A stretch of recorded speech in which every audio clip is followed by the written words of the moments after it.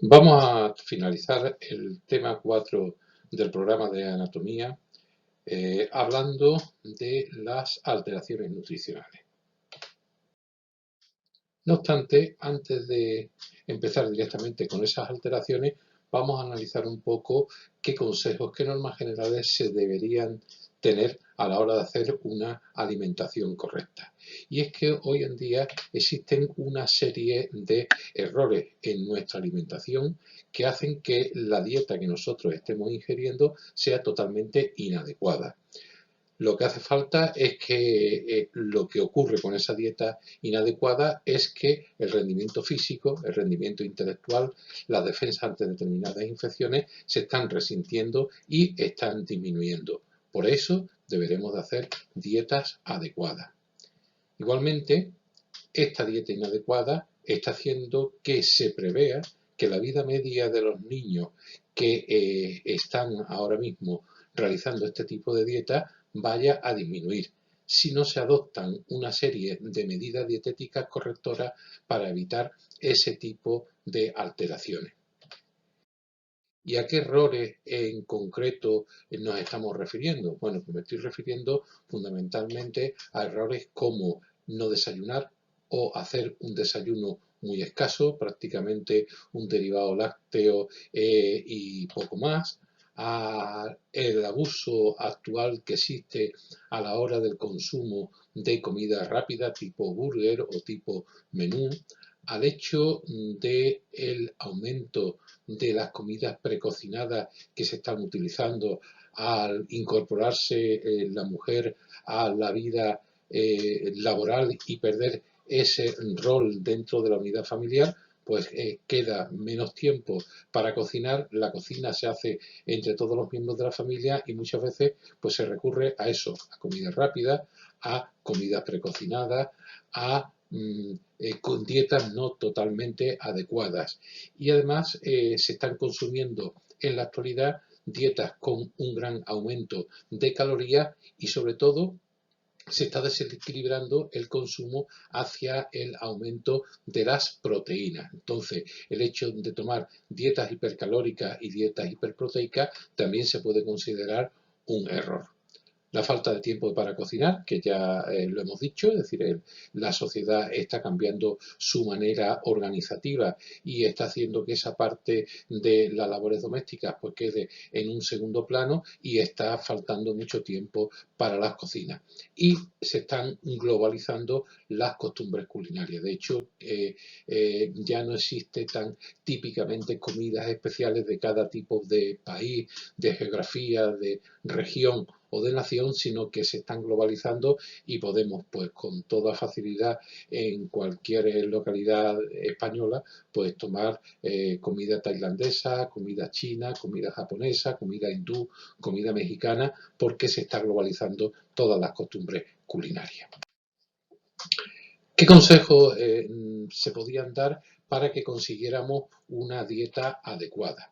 Bueno, pues para que una dieta la pudiéramos considerar adecuada y evitar estos errores que acabamos de comentar, sería importante pues favorecer el consumo de cereales integrales, favorecer el consumo de verduras frescas y de cualquier tipo de fruta, favorecer y aumentar la cantidad de consumo de aceite de oliva y de legumbres tipo garbanzos, judías, lentejas, el aumentar el consumo de pescado azul, de yogur, de requesón y de leche semidesnatada o semidescremada, el consumo de agua, agua normal, un mínimo de 2 litros diarios de agua, y también se ha visto la importancia de consumir grasas insaturadas o poliinsaturadas, como son los aceites tipo omega 3, omega 6 y omega 9.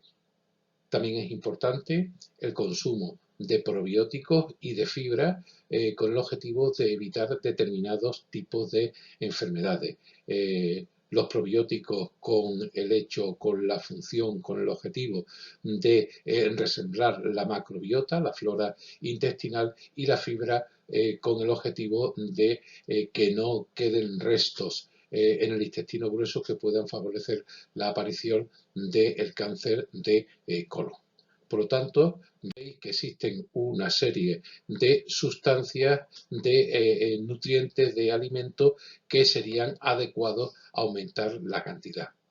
Pero igual que sería o estaría indicado el aumentar la cantidad del consumo de determinados alimentos, también deberíamos de disminuir la ingesta, por ejemplo, de carnes rojas.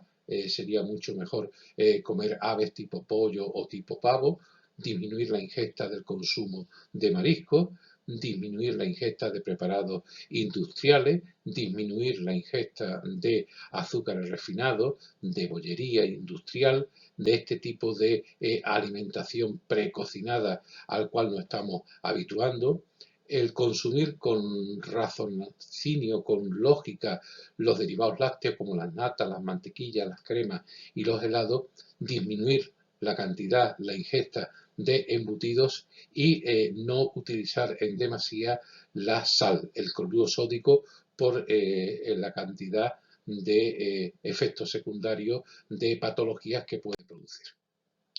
También serían consejos adecuados para nuestra dieta el que ingiriéramos cantidades moderadas de frutos secos, de leche entera, de 3-4 huevos a la semana, de alimentos salados y ricos en proteínas, y que solamente en casos muy excepcionales tomáramos carnes muy grasas de vacuno o de cerdo por el alto contenido en colesterol que tienen, tener cuidado con la ingestión de dulces excesivamente refinados, manteca, mantequilla, los refrescos edulcorados, que tienen, la mayoría de los refrescos tienen alto contenido en azúcar, y las bebidas energéticas que también se venden, el consumo de alcohol por los trastornos hepáticos y cerebrales que pueden producir, y el consumo de complementos nutricionales, este tipo de concentrados de proteína, de claras de huevo, que nos están vendiendo en los diferentes gimnasios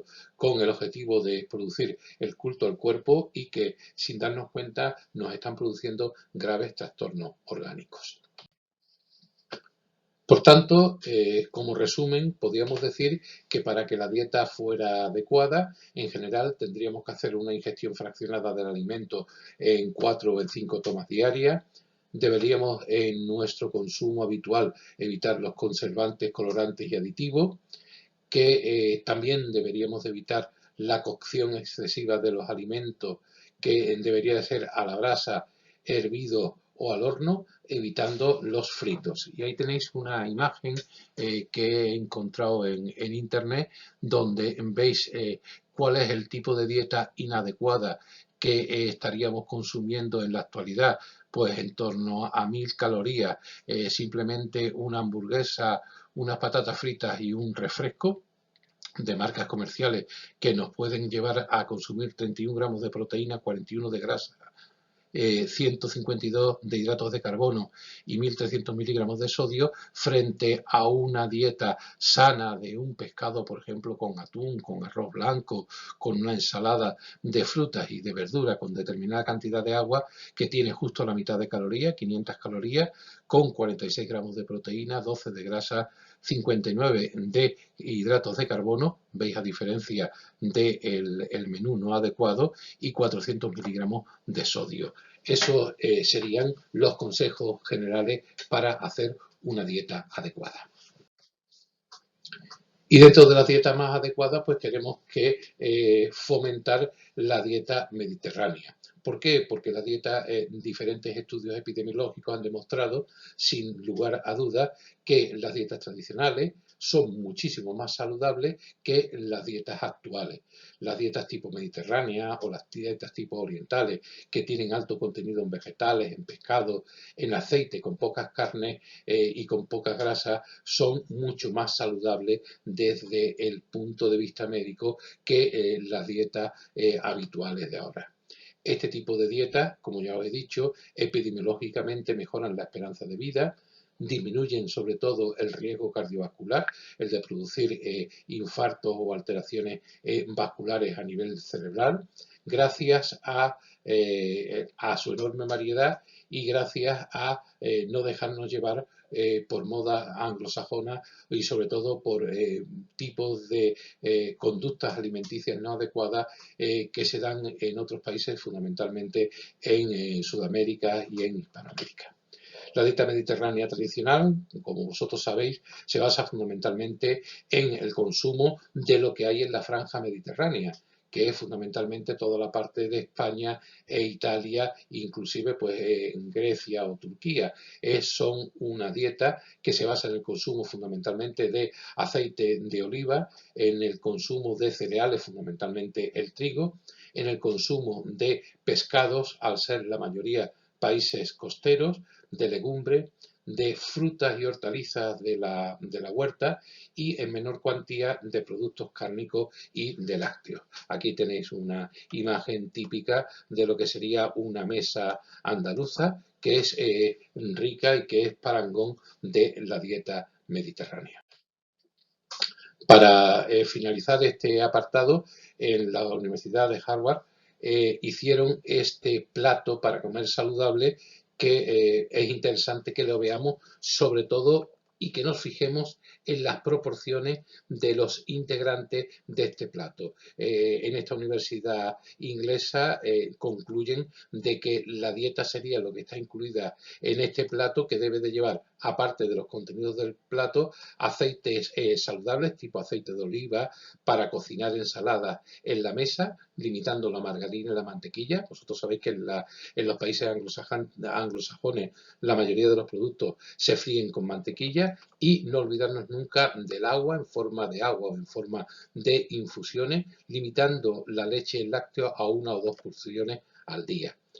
En este aceite y con este agua tendríamos que tomarnos la mayor proporción posible de vegetales de la mayor variedad, sin contar las patatas fritas. Las patatas fritas no estarían dentro de estos vegetales. Y además frutas, que aquí las ponen de color rojo, pero te dicen frutas de todos los colores. ¿Por qué? Porque en Inglaterra dan mucha importancia a las frutas rojas tipo la cereza, tipo los arándanos, tipo las fresas. Bueno, pues aquí dicen que en el plato para comer saludable, pues veis que vegetales y frutas constituyen la mitad del plato.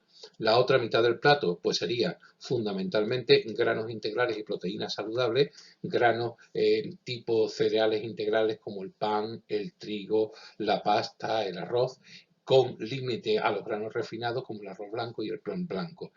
Y dentro de las proteínas saludables, pues pescados, aves y legumbres, habichuelas, leguminosas y frijoles, nueces a ser posible, evitando los tocinos y las carnes frías que pueden, o ultraprocesadas, que pueden producir este tipo de alteraciones médicas. Luego, este plato para comer saludable junto con los consejos dietéticos serían los que deberíamos seguir si queremos conseguir una menor prevalencia de determinadas enfermedades, sobre todo de las enfermedades cardiovasculares, y si quisiéramos conseguir una mayor edad de vida media de las generaciones futuras. En el segundo apartado de la lección de hoy, pues vamos a hablar de las alteraciones nutricionales, de los trastornos de la alimentación. Las alteraciones nutricionales, los trastornos de la alimentación, son alteraciones y enfermedades que están relacionadas con la dieta, con una dieta inadecuada, siendo la causa de principal mortalidad en países desarrollados y que contribuyen al impacto de las enfermedades en los países más pobres. Vamos a estudiar las alteraciones generales relacionadas con la nutrición y existen muchas más de las que nosotros vamos a contemplar. Fundamentalmente aquí vamos a estudiar el exceso o desequilibrio de nutrientes bajo el epígrafe de la obesidad y los trastornos psicológicos de la alimentación, que es el segundo gran grupo de estas patologías. La obesidad constituye en la actualidad uno de los grandes problemas desde el punto de vista sanitario, sociosanitario, ya que actualmente las sociedades ricas se pueden obtener grandes cantidades de alimentos apetecibles a muy bajo precio.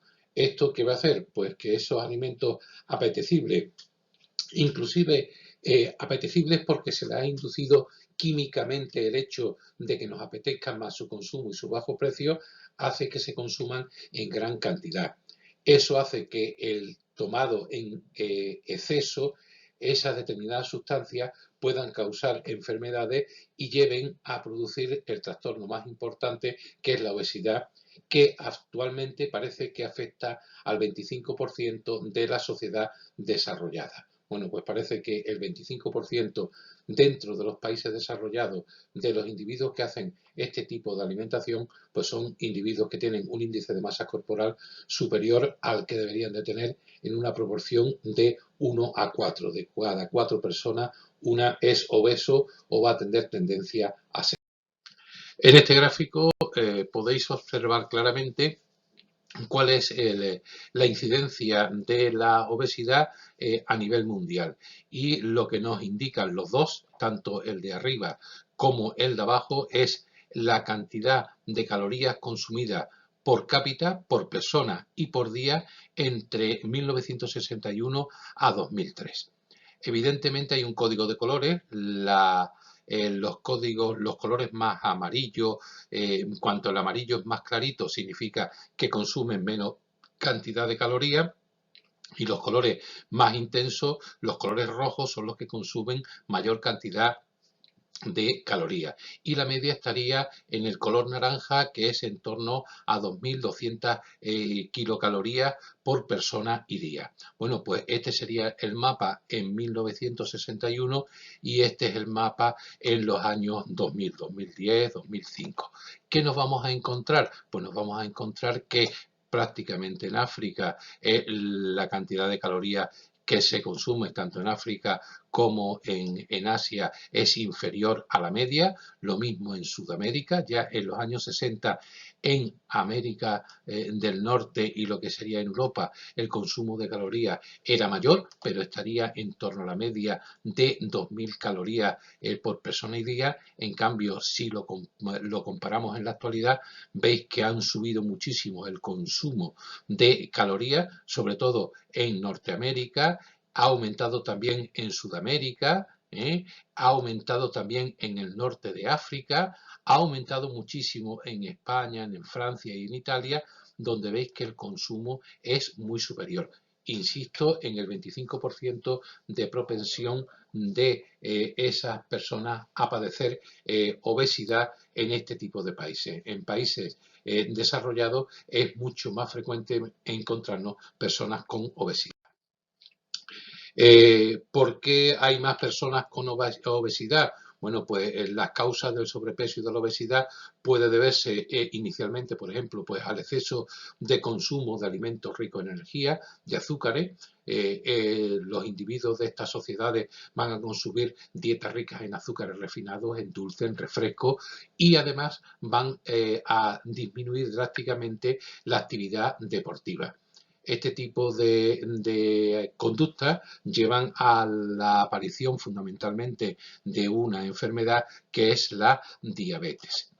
¿Cómo se evitarían esta causa de la obesidad? Pues se evitaría haciendo dietas equilibradas según las normas que acabamos de dar y con medicación, e inclusive pues últimamente se están haciendo con intervenciones quirúrgicas, un tipo de cirugía que se llama cirugía bariátrica, que lo que se intenta conseguir es disminuir la ingesta de estos alimentos, reduciendo la capacidad del estómago o disminuyendo la longitud del intestino, de la capacidad absortiva. También se puede llegar al sobrepeso y la obesidad por el exceso del consumo de grasa saturada en la dieta, al consumir dietas ricas en grasas animales, en carne, en tocino, en manteca, en bollería, en precocinado, que van a producir arteriosclerosis, que van a producir sobre todo problemas cardiovasculares, cardiocirculatorios, con el aumento actual que tenemos para que se produzca ictus y para que se produzcan infartos. Se evitarían igualmente, pues haciendo o favoreciendo la ingesta de dietas equilibradas, sobre todo en alimentos con poco colesterol o con medicamentos específicos contra el colesterol. También son causas de sobrepeso y obesidad el consumo excesivo de alcohol como hábito social, como forma de ocio. Se asocia fundamentalmente al hecho de que el consumir bajo los efectos del alcohol pues va a producir un aumento de la incidencia de los accidentes de tráfico, pero también el consumo de alcohol excesivo pues va a llevar al alcoholismo y algunos tipos de obesidades y alteraciones hepáticas. La manera de evitar este tipo de patologías pues, es evitando o disminuyendo el consumo de alcohol y la modificación de los hábitos de ocio. Y por último, también se está produciendo el exceso del consumo de sal en la dieta, al consumir embutidos, conservas en salazones, aperitivos industriales o por salar en exceso los alimentos. Este exceso de sal, de cloruro sódico, nos va a llevar a la producción de hipertensión y se evita pues solo y exclusivamente reduciendo la ingesta de sal e evitando los alimentos salados.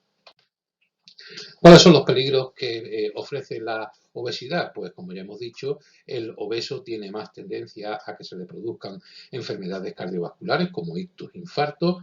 Los obesos tienen mayor probabilidad de padecer diabetes tipo 2. Los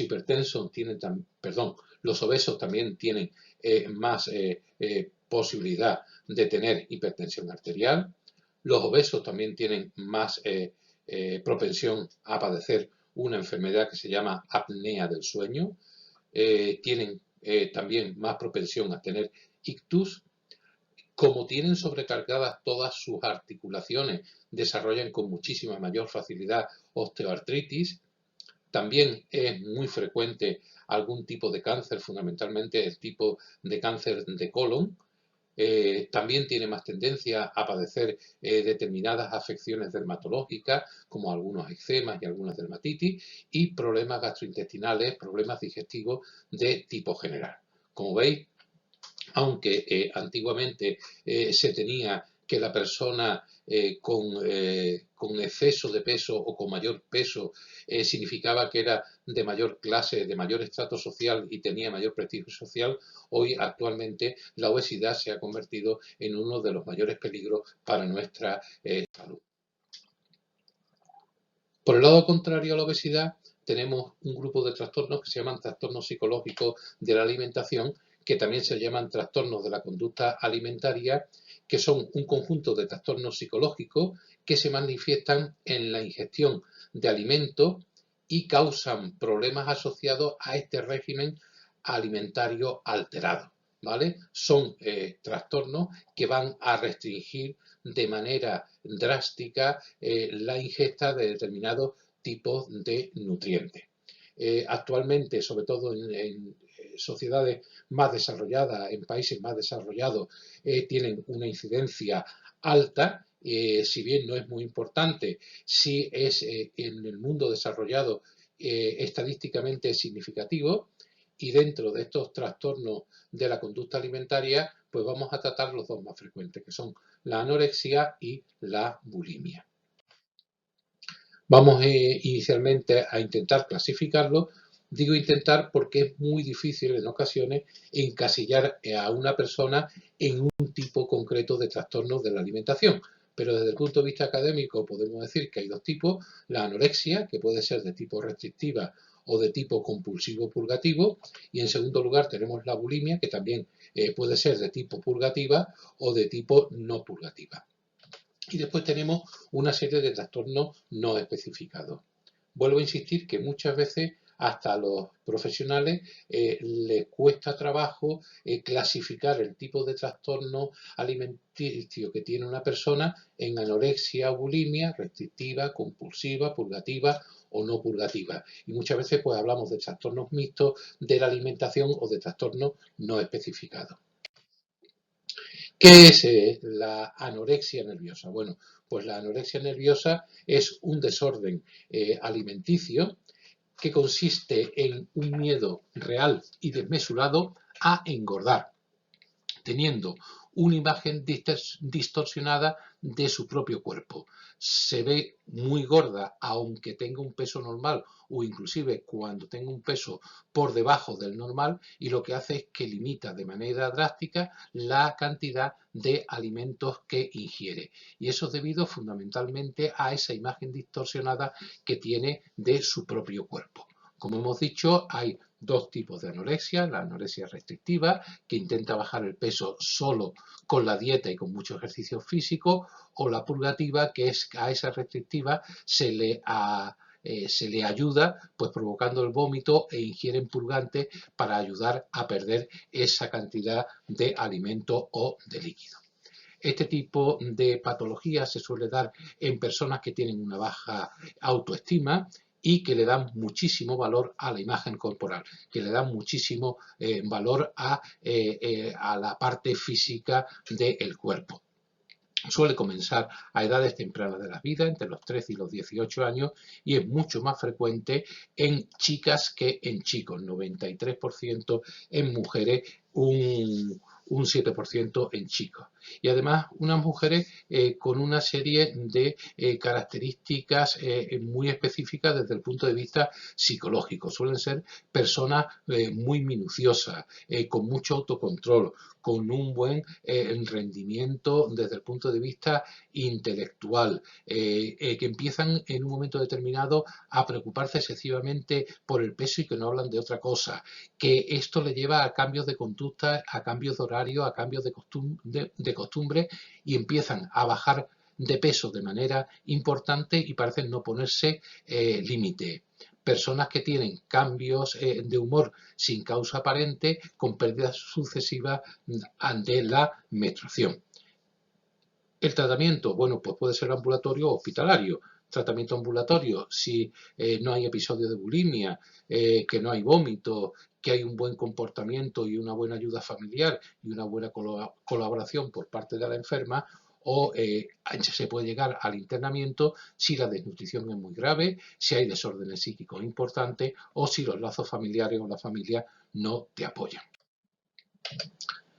¿Cuáles son los criterios diagnósticos que nos hace pensar que una persona puede tener una anorexia nerviosa? Bueno, pues lo más característico es lo que tenéis aquí representado en esta imagen: el hecho del rechazo a mantener un peso corporal normal para su edad y para su talla, a pesar de que esté dentro de los límites normales de índice de masa corporal. Ellas no se ven normales, sino que se ven gordas, tienen terror a engordar aun estando por debajo del peso normal, tienen una distorsión de la percepción del peso y de su imagen corporal.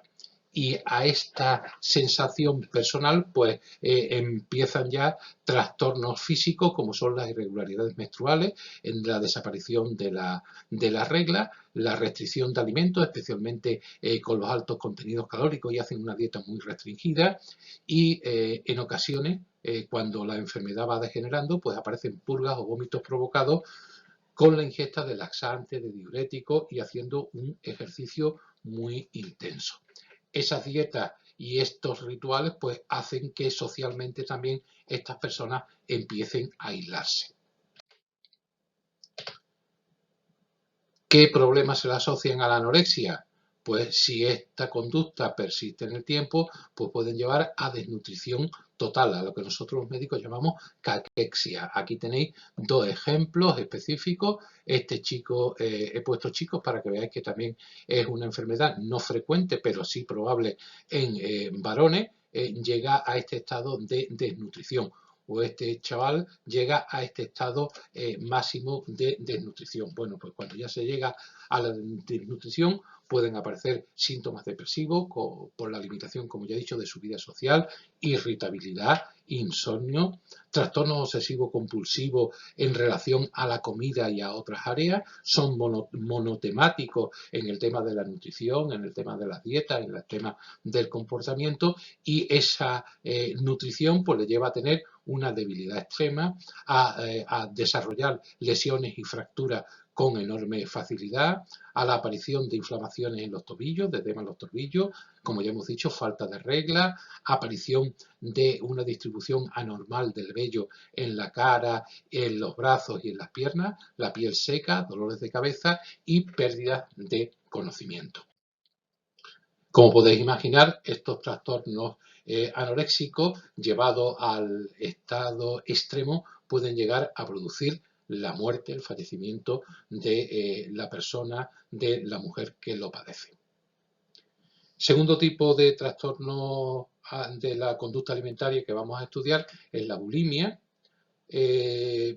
Aunque se parece, el perfil de enfermo es totalmente distinto al del anoréxico. Suelen ser personas con problemas de control, el bulímico, falta de control de sus impulsos, hace las cosas un poco a lo loco, más desorganizado, está ligado en ocasiones a la promiscuidad sexual, al consumo de alcohol, al consumo de drogas, a la instabilidad laboral, son personas que mienten, son personas que llevan una vida muy anormal, muy atípica, y esta persona bulímica intenta poner límite a su exceso de peso recurriendo a métodos drásticos como es el vomitar, el tomar laxante o el hacer dietas estrictas. A diferencia del anoréxico, que está disminuido de peso, aquí no, en los bulímicos o las bulímicas sí tienen un peso excesivo y ellos intentan disminuir ese exceso de peso pues con métodos drásticos como es el vómito fundamentalmente o tomando laxantes, que no pueden mantenerlo en el tiempo debido a ese problema que tienen de control de impulso, no son tan constantes, tan metódicos, tan ordenados como los anorésicos y entonces alternan esos periodos de abstinencia con grandes atracones de comida. Por eso este círculo vicioso que tenéis puesto aquí del bulímico, que el bulímico hace un tiempo de control, después se da unos atracones alimentarios, le remuerde la conciencia y se va produciendo vómito intentando eliminar ese trastorno, esa cantidad de comida excesiva que ha tomado. Suelen dar mucho valor a la imagen corporal y, como pasa con la anorexia, son más frecuentes en chicas que en chicos, mucho más frecuentes en adolescentes, mujeres que en varones. Se cree que afecta del 2 al 3% de las chicas adolescentes en el mundo occidental. Y últimamente pues parece que el número de bulímicos pues está en franca progresión, en aumento. ¿Cuáles son los criterios diagnósticos que me haría pensar que una persona pues tiene una bulimia? Bueno, pues como ya he dicho, los episodios recurrentes de atracones y de periodos de abstinencia es específico, es típico del bulimio, con un comportamiento después del atracón tendente a compensar esa ingesta, bien con vómitos autoinducidos, bien con el consumo de laxantes, bien con ayuno o bien con ejercicio físico excesivo. Mirad, este círculo vicioso que tenéis puesto aquí encima es el círculo vicioso que mueve la bulimia.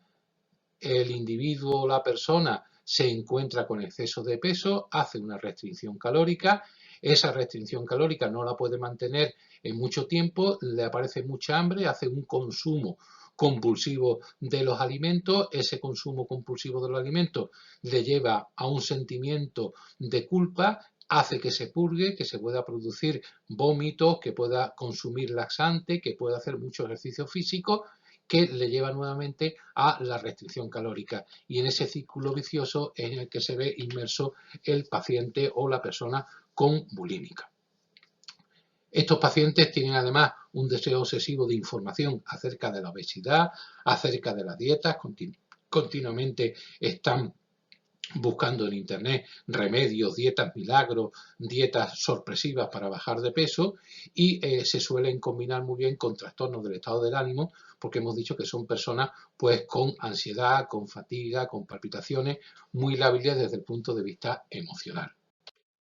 Si la bulimia continúa, pues va a dar también irregularidades en la regla, puede dar también síntomas depresivos, van a producir exactamente igual que la anorexia aislamiento social, irritabilidad, insomnio y también pues la debilidad y las alteraciones dermatológicas que pueden producir.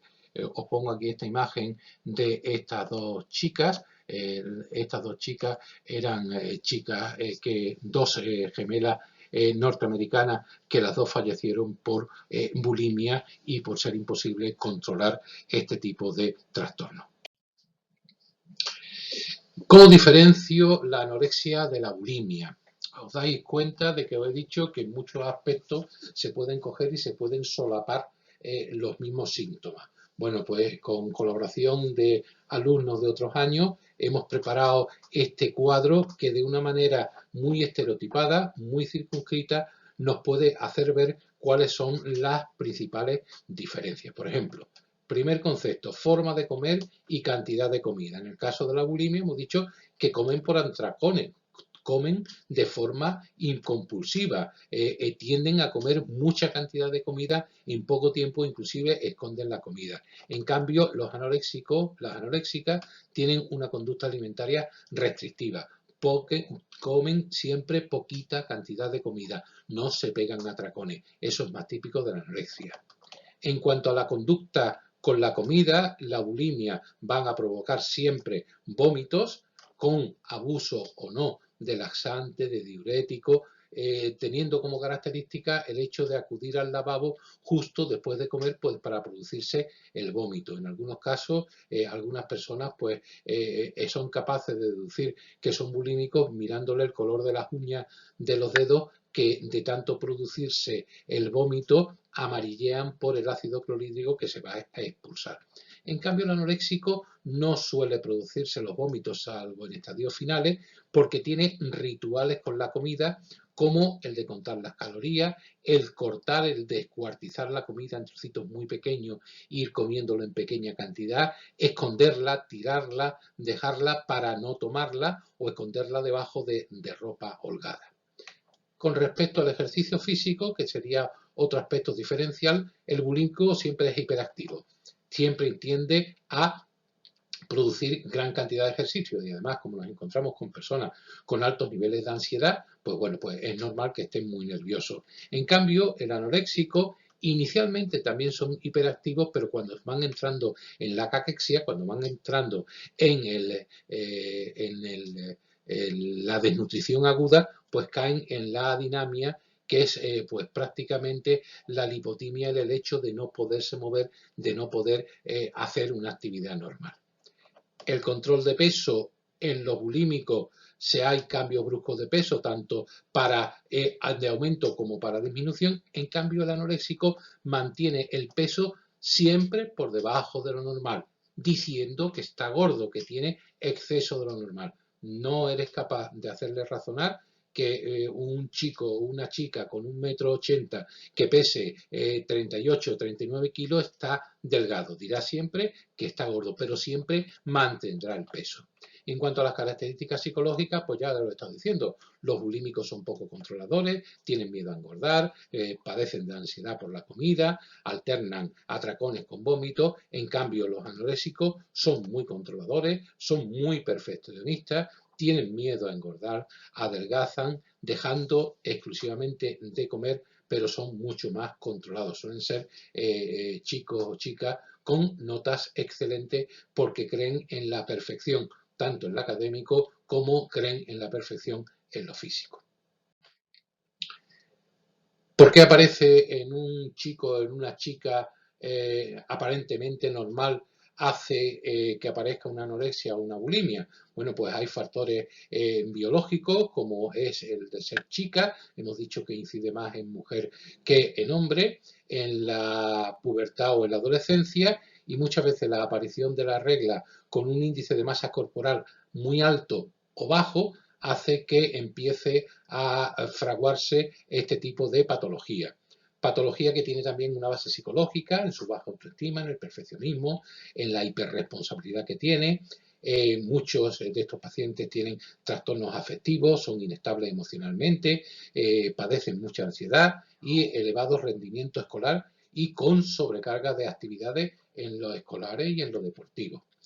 Son pacientes que además tienen incidencia familiar, Suelen ser estratos sociales medio o altos y casi siempre en ellos hay antecedentes familiares directos de trastornos de la conducta alimentaria, o bien en su madre o bien en su padre, con trastornos afectivos por abuso de alcohol, droga y la obesidad materna, o padres o madres excesivamente controladores de los hijos. Y hay un factor que es muy importante analizar, que es el factor sociocultural, el modelo estético dominante, que hace que, sobre todo la mujer, se le exija mucho en cuanto a su aspecto físico.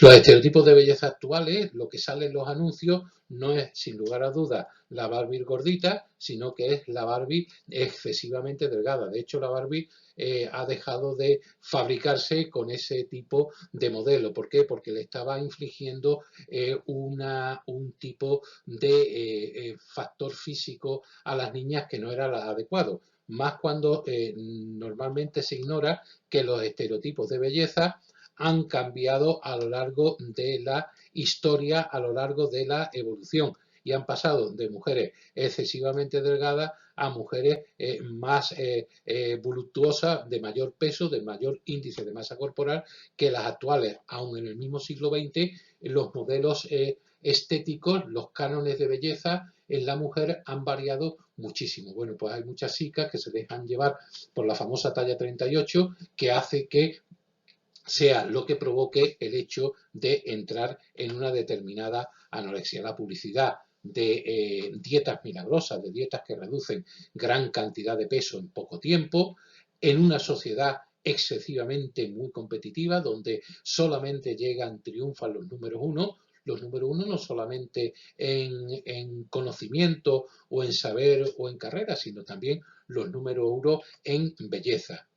Una sociedad en la cual hay una tasa alta de desempleo juvenil, donde los niveles por conseguir un puesto de trabajo es muy alto, y hay que conseguir pues la máxima perfección, insisto, tanto física como intelectual. Eso hace que en la sociedad actual este tipo de problema esté más desarrollado.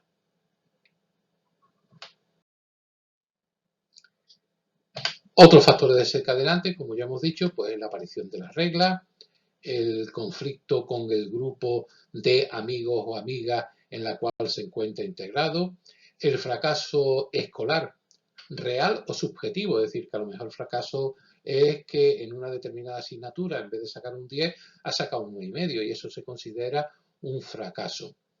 En determinadas mujeres, el cambio de centro escolar o las estancias en el extranjero han sido los factores desencadenantes de la aparición de una anorexia. O el hecho de que entre compañeras, pues en un momento determinado, hayan decidido entrar en un tipo de dieta de adelgazamiento no reglada, y la misma sociedad te va cogiendo y te va reforzando el hecho de que eso está bien hecho, y todo el mundo te dice, pues has perdido unos kilillos, pues parece que estás mucho mejor. Algún acontecimiento vital en la vida familiar, el fallecimiento de algunos abuelos, de algún padre, pues puede hacer que desencadene la anorexia, y la enfermedad orgánica o algún suceso negativo en la vida de la mujer, en la vida de la niña, en la vida del adolescente, hace que desarrolle este tipo de patología o de trastorno.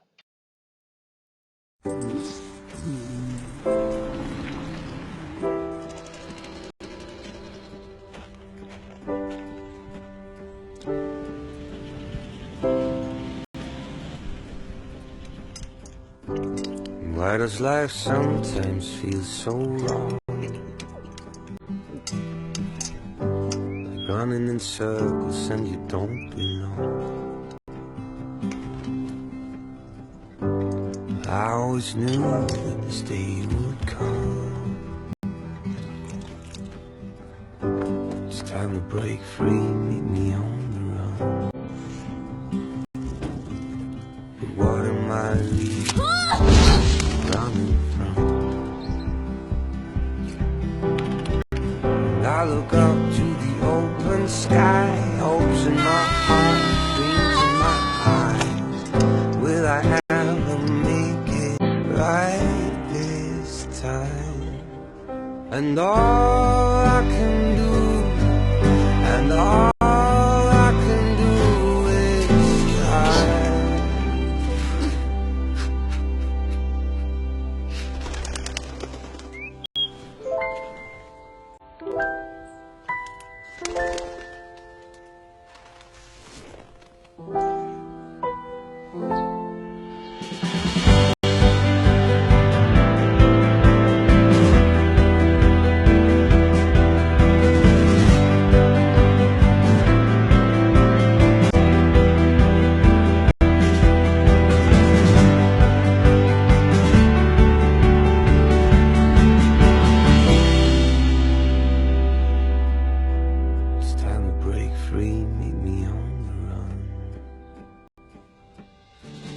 and all